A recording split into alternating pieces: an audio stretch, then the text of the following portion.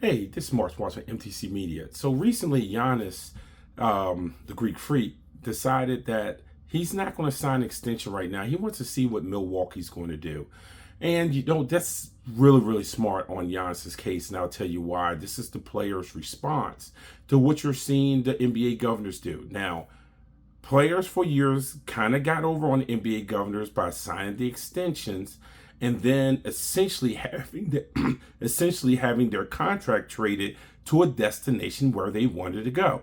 We see James Harden doing with it. We saw it with the Wizards with Bradley Beal, so on and so forth. Beal also had a no trade clause, but that's a different conversation for a different time.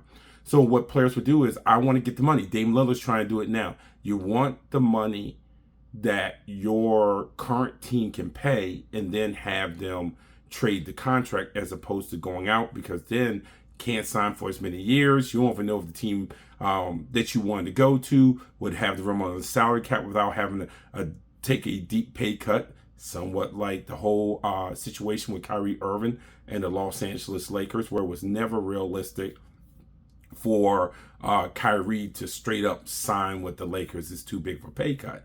So what Giannis is doing is actually something that used to happen in the NBA before. And I'll tell you the consequences behind it.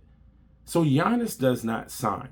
Now, if you are a club who thinks, hey, you know what? There's a good chance that Giannis is not going to go back to Milwaukee. He's going to be a free agent in, let's just say, 2 years. So now we have to put together a strategy to get far enough under the cap, because you're no longer hoping to trade for a contract.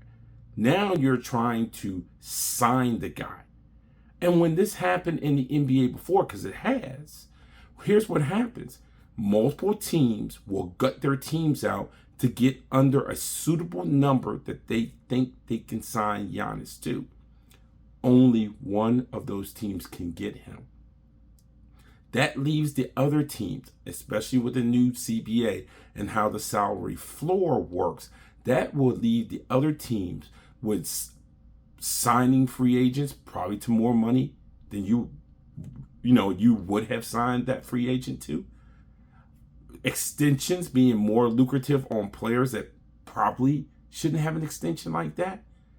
And then your organization turns into the Washington Wizards, which, as you can see, is not one of those things that can be turned around in a year. So you risk setting your organization back several years by doing this. Now, this does pertain to a small percentage of NBA players. Not every player can do this. If you're not around that tippity-toppity, you probably cannot do it. But if you look with hindsight, hey, Dame Lillard would have been better off going this path than the path that he's going, because of the whole, now you're going to be fined if we think that you're trying to go to a particular team and you're making it public, or your agent is trying to work behind closed doors to do it. Those things now. And so the NBA governor's response to the player saying, oh no, you're not going to trade me, you're going to trade my contract, so I have to give you money back, was these new set of rules where, oh no, we're going to take money out your pocket. So the player's response to this is, we'll go back with old way. We just won't sign the extension. And we're going to make you sweat it out. And now you end up paralyzing your organization, because what direction do you go? Do you go into a direction that's going to still build around Giannis? Do you think you're not going to retain him? So do you start gutting out the team? Then Giannis say, well, if you're going to gut out the team, then I'm leaving anyway. See, that was the one thing about the players. People hate to hear this, but the players telling their intentions actually helped a lot of clubs. Just ask the New Orleans Pelicans. How much did it help them that Anthony Davis said, I want to go to the Lakers because I'm not going to re-sign here? So what did they do? They got a haul for Anthony Davis because they were let know that he was going to leave and he wanted to go to a particular place. It benefited the Pelicans. It didn't hurt them, because he wasn't going to resign there anyway. So any thought of, well, they really wanted him, he wasn't going to stay. We already knew he wasn't going to stay. So the Pelicans were able to get max back for him because he did that.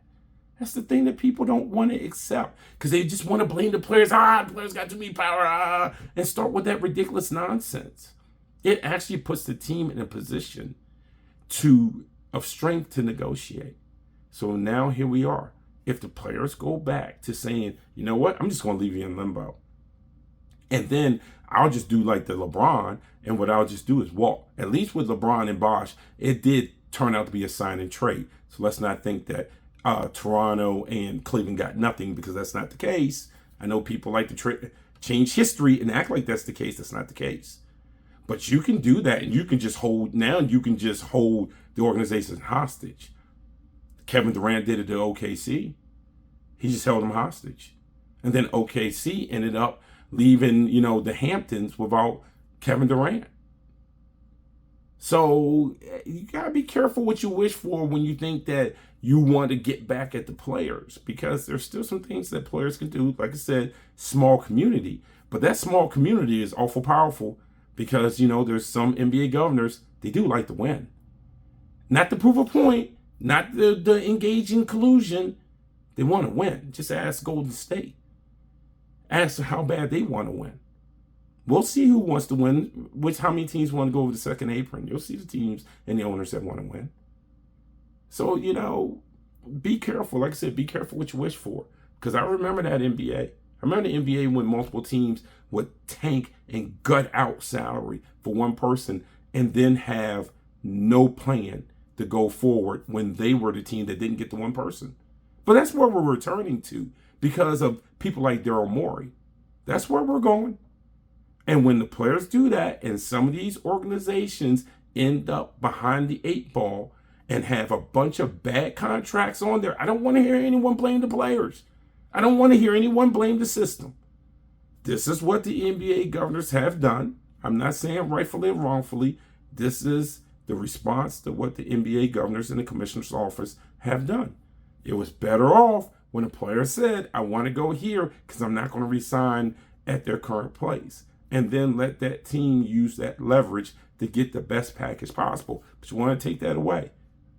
All right? You want to have to live with the consequences. Good luck, Milwaukee. Milwaukee still might get Giannis back, because at the end of the day, maybe Giannis doesn't want to leave because they feel like the Bucks have done enough. But you're taking that same chance just like OKC did and just like Cleveland did. So you have uncertainty. If you can live with it, cool. But for the players, keep doing what Giannis is doing. It's Mark Swartz from MTC Media.